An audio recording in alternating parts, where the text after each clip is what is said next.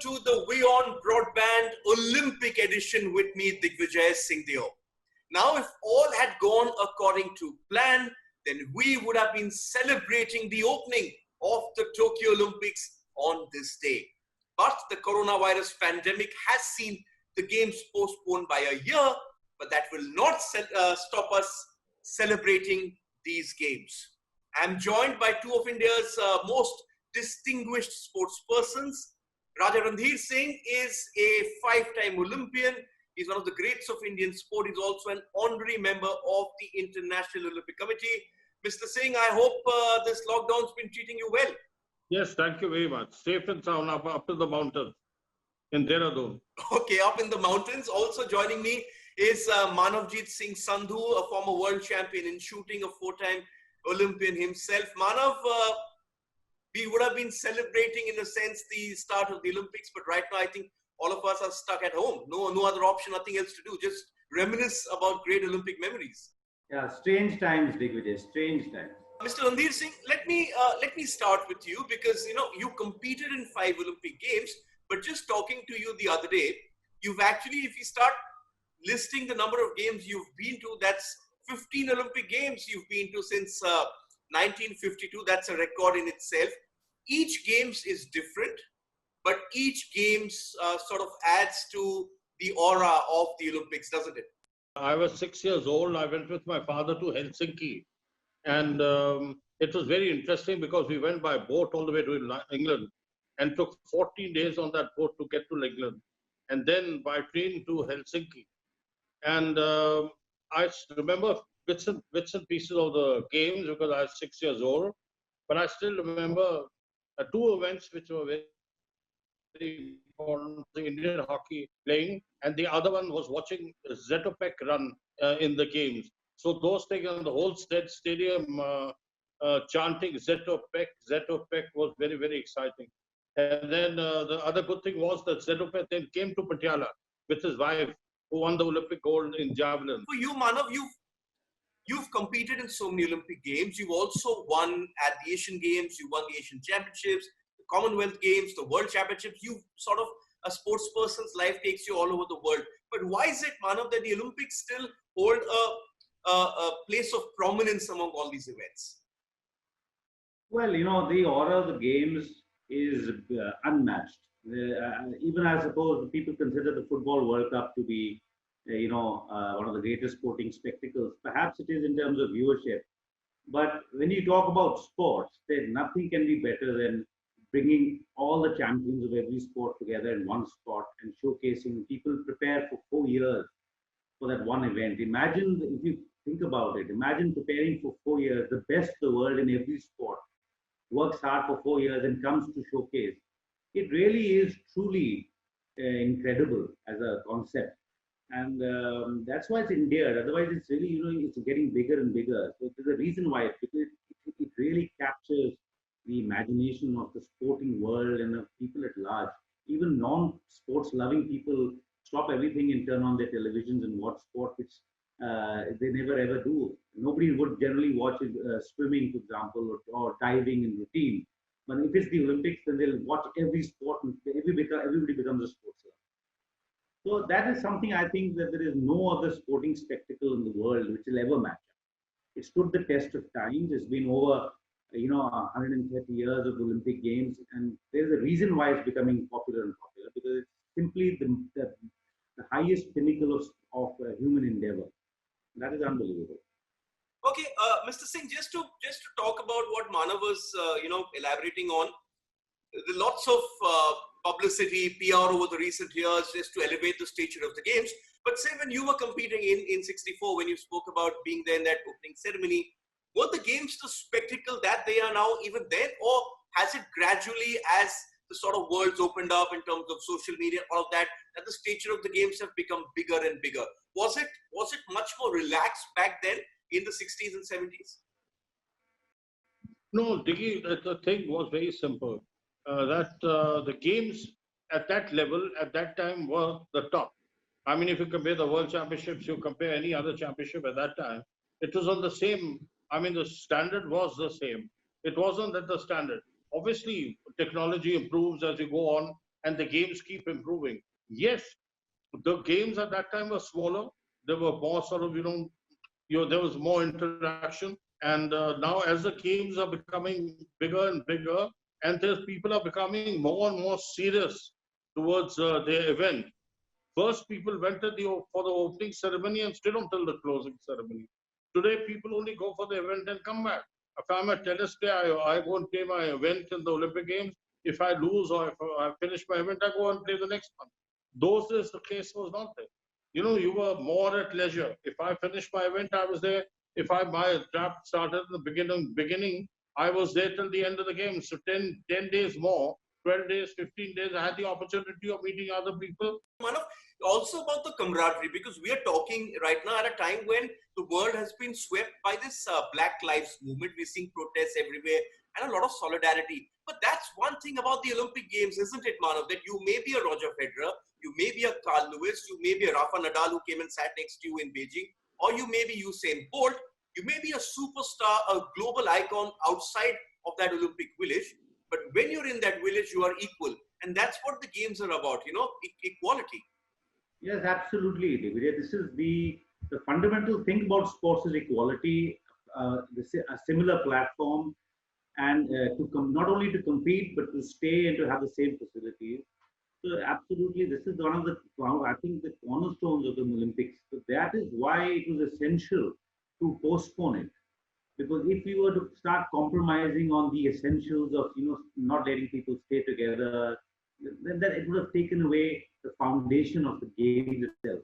So I'm sure that the reasons that the administrators went into when they decided to send it forward to here, and amongst them the concept of intermingling of athletes in joint meetings at the dining hall, for example, in the transport to the events. The fact that everybody is there together and everybody is there to give their best is an incredibly unique experience. Just talking about the Indian perspective, do you think that, yes, the Olympics are the spectacle and this sort of, the greatest show on earth as they're called, but do you think in India, we sort of give the Olympics way too much prominence ahead of a body of work? You, for example, have been one of India's greatest sportspersons. You were the first Indian to win an Asian Games gold in shooting back in '78. The Olympics back then, winning a medal was very different. The Indian sporting infrastructure was very different. Do you think we give way too much prominence to an Olympic medal in this country ahead of, say, a body of work? Look at Manav, who's won a world championship in shooting, the only one in trap even now all these years. But the fact is, why should it only be that Olympic medal in which we judge you over a career? There is a much stronger field in a world championship than there is in the Olympic game. Whereas in the Olympic, athlete comes through a quota. Now, if Italy is the best shooters, they may have 5 shooters in Italy, 4 shooters, who are world-class shooters. And whereas in the Olympic Games, only 2 shooters are coming in. So the field sometimes is definitely, to me, my mind, is much stronger in a world championship than the Olympic Games. But the Olympic Games being a multi-game, like the Asian Championship and the Asian Games, when you talk about the Asian Championship, they don't look at it like the position of the Asian Games. Though both are about the same. I mean, if you look at it, technically it's the same.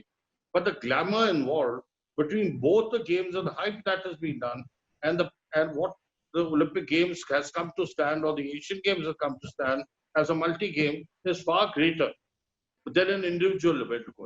So if I have to look for a medal, and for me, like for Manav, he's a world champion, and for him, I'm sure he would like Abhinav Bindra to have a world championship and an Olympic medal with him. In our event that Manav and I shoot, I remember Brett Waite represented England in shooting, and at the Mexico Olympic Games, he won the gold medal there, never won the world championship, and he was never that into that level of shooting as today the other shooters are. I mean, Manav and all these other boys are shooting today world-class scores. They shoot them in the World Cups, they shoot them in the Asian Games, Commonwealth Games, everywhere. So it's just one-off chance in 4 years. You get one event and you don't shoot well, you miss out on the game. But since the hype created for the games is such, it gives you a much higher position in the viewing of the people. I mean, you won an Olympic medal. Listen, the World Championship medal is, to me, maybe higher than the Olympic Games. Manav, is that something you've always felt, this sort of too much of emphasis towards the Olympic medal, which sorts of overshadows what you've done over the course of your career, which has been medals everywhere else? Well, when you look at too much emphasis, we must realize today that where is the emphasis coming from? Like Sir said, number one is the glamour. Number two is the politics of it. At the end of the day, a country is judged by its Olympic Games because it's directly competing against other countries. We may not know that we may not follow that sport for the rest of the year, but during that time, everybody is a sports lover. So when you have something like that and you have people tuning in only for that one event, then the emphasis naturally comes only to the glamour, the politics. Everybody's a nationalist. Everybody wants their country to do well. And when you put all of this together, it becomes an overwhelming sense of pride at winning and disappointment at losing. And that same emotion is not translated into by the public into perhaps a world championship or a nation games and moving downward. So it's only when you get to a really mature viewership that people realize the finer points, like Sir mentioned about the level of competitors, the frequency of the event, various things. So there is no denying the fact, and it's not a problem really. Why should we feel? I don't feel at all that I'm not appreciated, because surely one doesn't get into sport for the appreciation of it.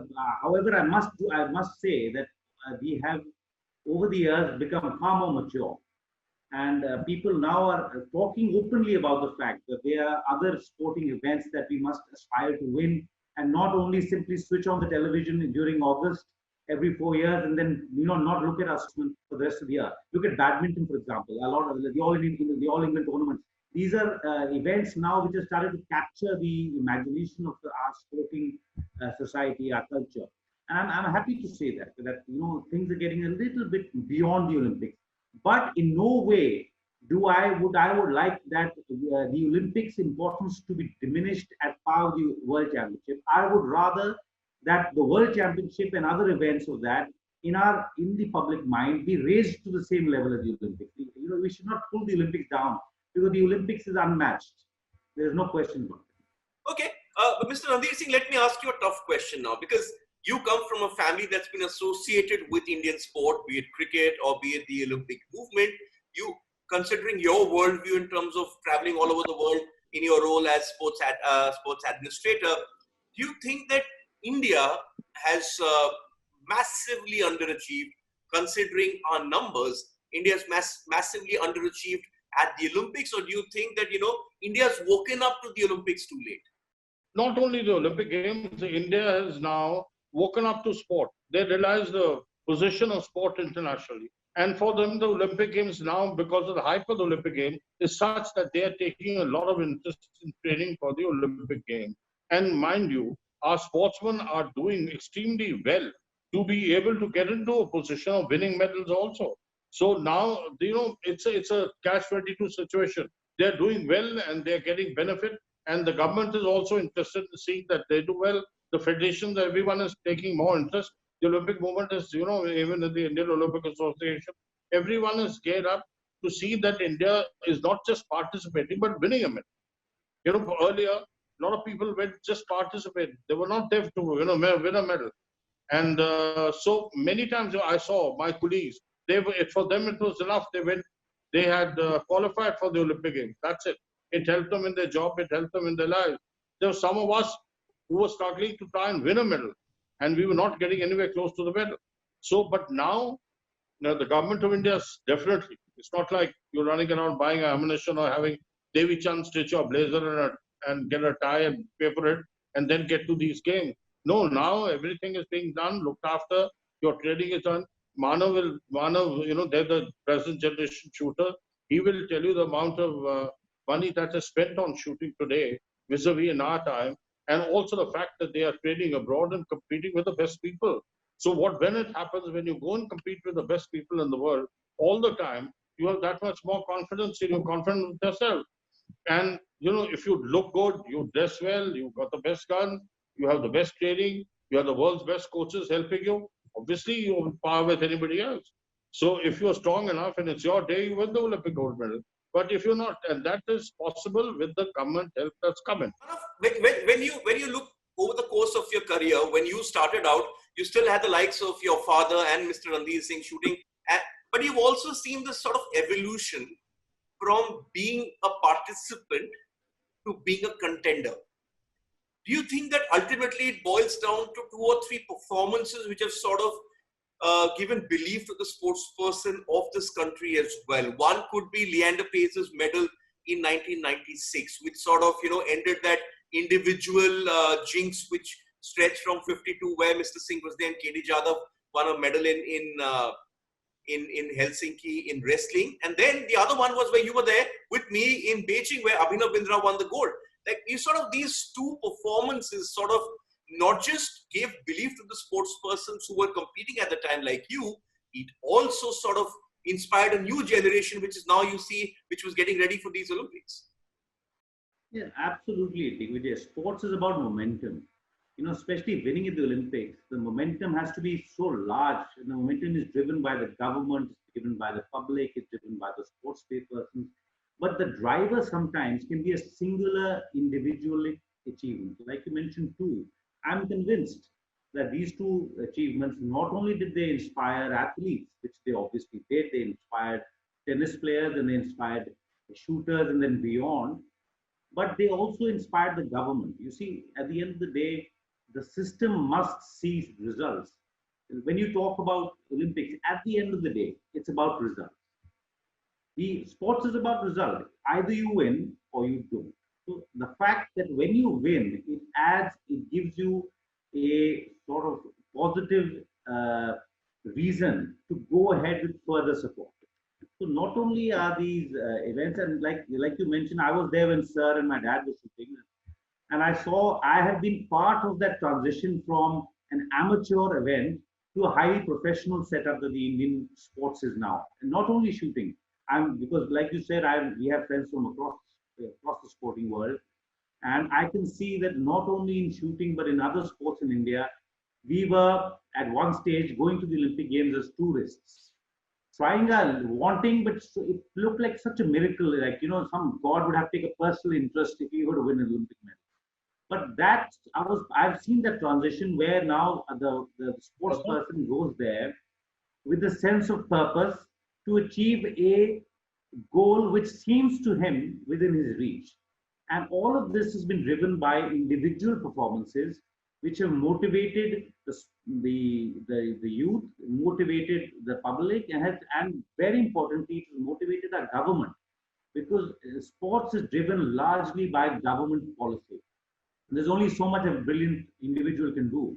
And I have been part of that, and I must say, it is due to such individual efforts that the government now has increasingly, and every year, the graph of government support is going up astronomically, and it's the sportsmen who are better. Just to take up on that, for that to happen, you need to have winners. At the moment, do you think that if the Olympics right now being postponed, we don't know if the Olympics are going to happen next year as well, you think that if the Olympics don't happen, it's sort of going to be a big setback for especially Indian sport, because everyone is out there backing a winner, and unless you have winners, you don't inspire. Do you think that the Olympics right now, what are the challenges in your mind which have to be sort of the hurdles that have to be cleared for the Olympics to happen next year? Well, 2 things. You seem to ask 2 questions. Coming to the first one, it's whether do you feel India stands to lose because of the Olympics being cancelled, because we were not going to win many medals anyway. Now that I disagree with completely, because participation at a higher level from what we did last time is very, very important. It sets the direction we're moving in, because they're going to be top 10 finishes, followed by top 6 finishes, followed by just missing the medal, followed by winning. This is a process. So the Olympic Games being cancelled is a huge loss for India, because we're coming off momentum being built in. We've got momentum in the government, we've got momentum in sports lovers, we've got momentum in athletes. And just because we may not have been able to compete with, and there is no question we cannot compete with China, Russia, America, there's no question. But we stand to lose by the Olympics not taking place for sure. Now, coming to the fact that why don't we win, this is an often debated topic, but I come firmly to if I were to just sort of distill it, I personally feel India must become a sporting nation. That is very, very, very important, because if you're a sport-loving nation, do you give due importance to sports from a young age?